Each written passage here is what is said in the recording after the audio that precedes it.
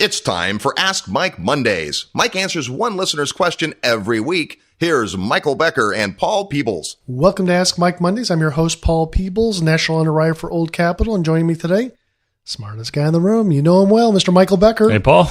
Michael, how are you? Things are going pretty good. How are you? I'm doing well. Mr. Michael Becker, as you know, $650 million under apartment asset management. Yep. That's a lot. That's a lot. $900 million in transactions, over 7,000 units. Yeah, every day there's a problem. Lots of them. Got to deal with them. That's why we call him the mayor, now the governor of Texas, because his portfolio is as big as some small towns in Texas. That's unbelievable. So if you take just thinking about that, I mean, there's probably north of 10,000 people that live on a property that we own, and that's just it's insane to think about that number. Well, there was vote for Pedro, now it's vote for Michael. Make the T-shirt. That's right. Vote for Michael. So today, Michael, with all his wealth of knowledge, he, as you remember, is a former banker, ran his division for a large national bank, and now has come on over to the operations ownership side of multifamily.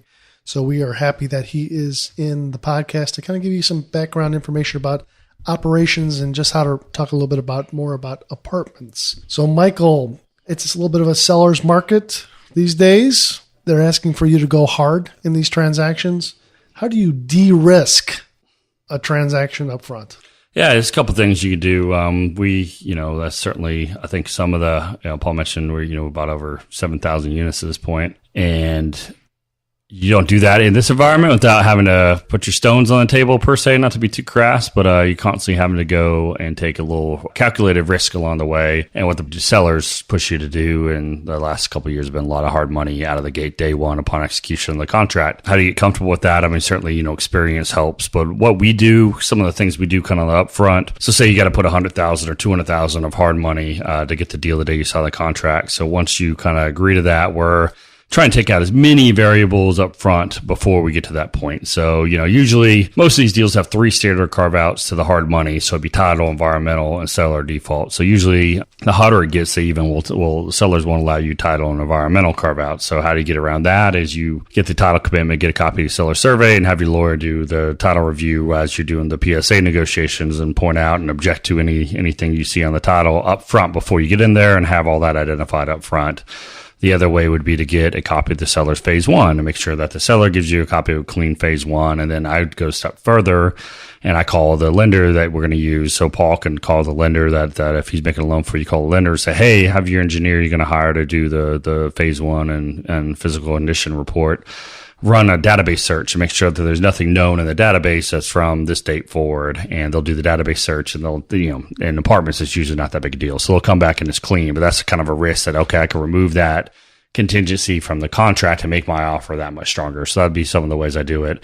More so, really, a lot of it's, if you got to go hard, I make sure I get copies of all assumable service contracts. So we make sure we understand what we're assuming. 2, you try to make sure you get some critical diligence items. So, copies of the utility bill. So you can do a utility file audit, as well as, loss runs for insurance are super critical. So get your 5 years worth of loss runs. So you can make sure that you tighten up your insurance quote.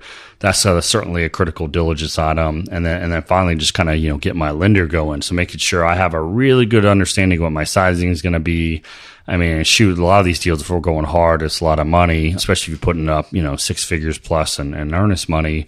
I might go ahead and risk $10,000 to $12,000 in third-party reports from my lender and get him to get the appraisal and the phase one and engineering going, certainly at least the appraisal going. So at least I have a sense and they can go size it. And now we're getting super aggressive, Paul, where we're like, as soon as we get awarded a deal, I'm signing a loan app and having it get into Fannie Mae and get my waivers approved and all that stuff while I'm concurrently negotiating a PSA. So I don't want to waste my people's time. So I got to make sure that I get awarded the deal and have kind of control of it as we're negotiating it. But we're spending, tens of thousands of dollars on the front end to make sure that when I risk, hundreds of thousands of dollars, I've kind of taken it out. So it's like a shift of risk. Like I'm willing to risk a little bit of money to, make sure a lot of money goes hard.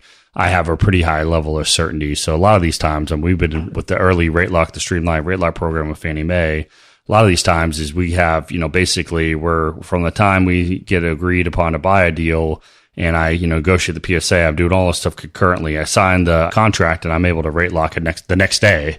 in a lot of these cases. So then, it takes out the fluctuations in the capital markets and potentially having loan proceeds cuts as well. So those are some of the things. I don't know if that was a rambling response to your question there, but I don't know if that answered it or not, Paul. No, it is. But because if you can rate lock sooner than later, when you do start to ask for money or raise money in these deals, you can tell your investors that you rate locked at X. Yeah. And it's like, hey, my loan will be this amount and my interest rate is this amount. You just got to be careful, though, with everything's a balance. So you just want to make sure if you're in a deal and you're uncomfortable with the seller's performance and they're going to operate it, how they're going to operate it going forward, you certainly don't want to get super, super early and then have like a falling knife here with the seller's operations. So kind of balancing that act. That's probably a little bit. That's your biggest risk. That's probably the biggest risk is that you can count on your team performing, but you can't count on the seller's team performing. And it's kind of hard or tough to put that in the contract is that they need to get X amount of dollars or some specific NOI. But maybe you have to try to find a way to incentivize the seller staff to try to collect. And what you don't want them to do is start writing a bunch of debt off that now they're coming to the end of the year, they're coming to the end of the quarter, and they want to write off a bunch of bad debt all in the 1 month right before you were to go into underwriting. And then you see not $500 that's going to be written off for 1 month, but you see $5,000 for last month. And it was really an accumulation of all the months that were 0, 0, 0, then 5,000. And then I have to annualize it, and it's like, well, they have $60,000 in write-off, and that's like that just kills the proceeds of the deal. It doesn't look good. So find some way that with your attorney, your team, to try to figure out how you can incentivize the management staff to continue to keep their foot on the gas. So we just had a transaction that just came out this week where the seller did not keep their foot on the gas. They cut the deal with $200,000 in proceeds. And now we were doing an agency loan that kind of looks back at how the performance of the property was doing, and now it started to fall apart. So they cut a $200,000 in proceeds back. And now last month they started to do better. And so we're up against a time frame because now the seller still wants to close. And now he wants to kind of take us to the woodshed because we're not closing. Well, it doesn't say anything about performance in the contract. So even though we've done our thing, we had to be delayed a little bit because the seller wasn't performing. So find some way to incentivize the sellers. Yeah, this is all stuff that is hard to kind of understand and predict because you don't know what you don't know especially when you're newer in this business. So experience certainly matters. So, partnering up with people with experience, like Paul's got more experience than virtually anybody you'll ever meet in mortgage banking for multifamily. So getting with someone like him and kind of maybe help you anticipate some of these problems potentially before they happen and you try to structure around it. Or if you invest with operators that are really experienced. This is all on the list of things to worry about because this already happened to us before and we've already had to deal with this before. Yeah. So, you kind of get stung with that taste kind of sticks around in your mouth for a little while. So you find reasons and your BS meter goes up pretty early in some of these transactions and you kind of, maybe you take a risk on this type of deal, but I wouldn't take a risk with this kind of seller, and that's a real nuanced kind of feel type of thing. But, experience kind of teaches you that. So you also mentioned about vendor contracts on the property. Talk a little bit about that. Is that cable, laundry? You just want to make sure that you know what has to be assumed. So you're not thinking like, well, shoot, I'm going to put a new trash contract on this deal or if it's like an all bills paid property, I'm going to go, they're paying 6 cents a kilowatt hour and I can get it for 4.5 cents. I can lower my electric bill, my operating costs on this all bills paid property.